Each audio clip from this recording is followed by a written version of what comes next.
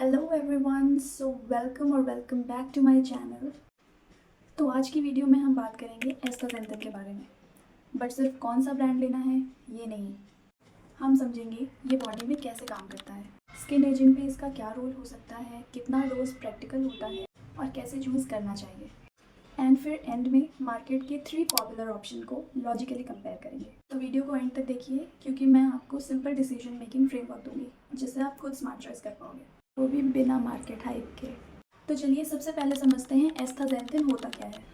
Astaxanthin एक natural antioxidant है जो माइक्रोएल्गाए से आता है, स्पेशली हेमेटोकोकस प्लूरिलियस।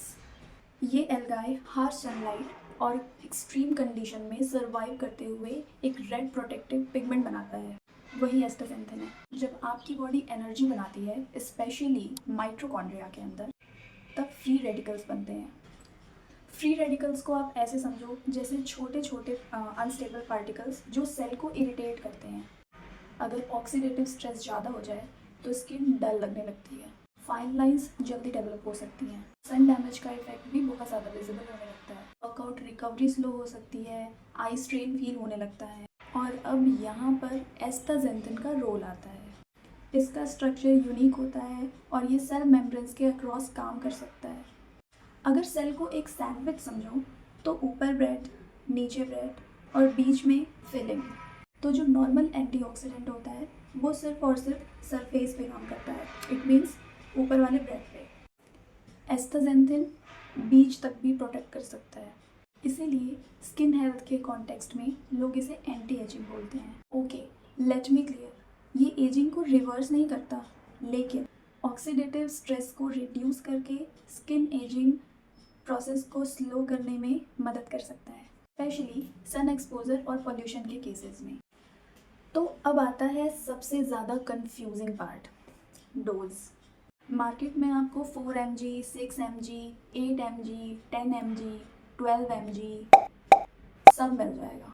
ओके, तो लोग क्या करते हैं, जो सबसे बड़ा नंबर दिखा उसके लिए सोचेंगे ये तो ज़्यादा इफेक्टिव होगा, लेकिन ये अप्रोच सही नहीं है।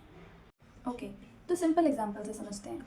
अगर डॉक्टर ने आपको 500 mg विटामिन सी के लिए बोला हो और आप 5000 mg विटामिन सी लेने लगो, तो क्या वो ऑटोमेटिकली 10 गुना ज़्यादा इफेक्टिव हो जाएगा? नहीं। वैसे ही लोएस्ट डोज भी हमेशा इनफ नहीं होता। 4 mg जनरली एंट्री लेवल माना जाता है, माइल्ड सपोर्ट के लिए ठीक हो सकता है। 6 to 8 mg बैलेंस्ड कैटेगरी मानी जाती है, जहाँ पे नोटिसेबल एंटीऑक्सीडेंट सपोर्ट मिल सकता है।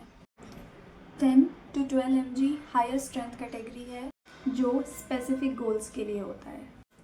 तो याद रखो, हाईएस्ट mg हमेशा सही नहीं होता और लोएस्ट mg हमेशा इनफ नहीं होता।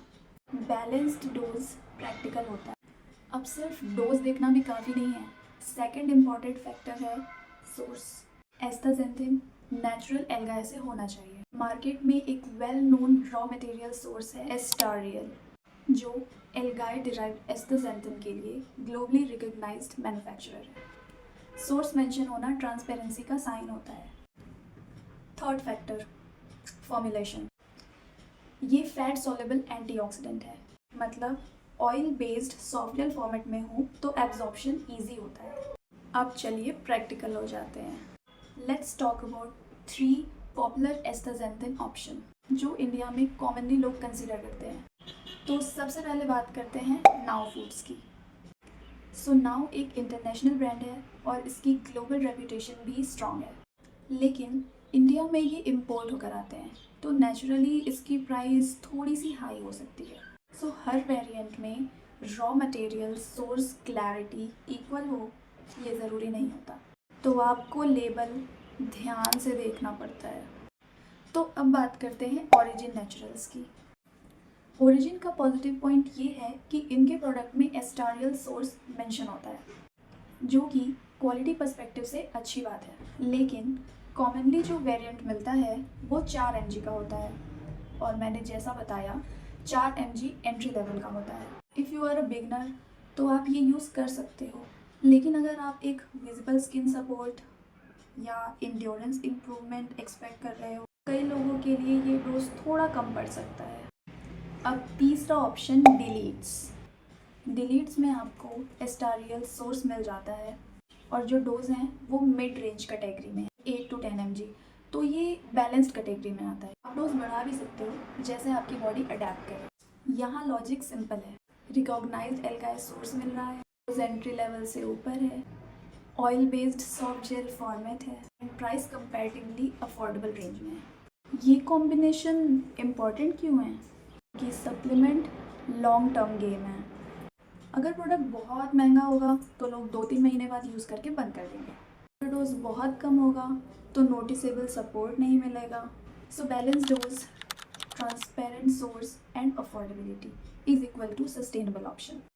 इस पर्सपेक्टिव से देखा जाए तो डिलीट्स प्रैक्टिकल और लॉजिकल चॉइस बन सकता है, क्योंकि यहाँ अफोर्डेबिलिटी के अंदर क्वालिटी मिल रही है और हेल्थ में सबसे इम्पॉर्टेंट होता है कंसिस्टेंसी, शॉर्ट टर्म हाइप नहीं, लॉन्ग टर्म सस्टेनेबिलिटी।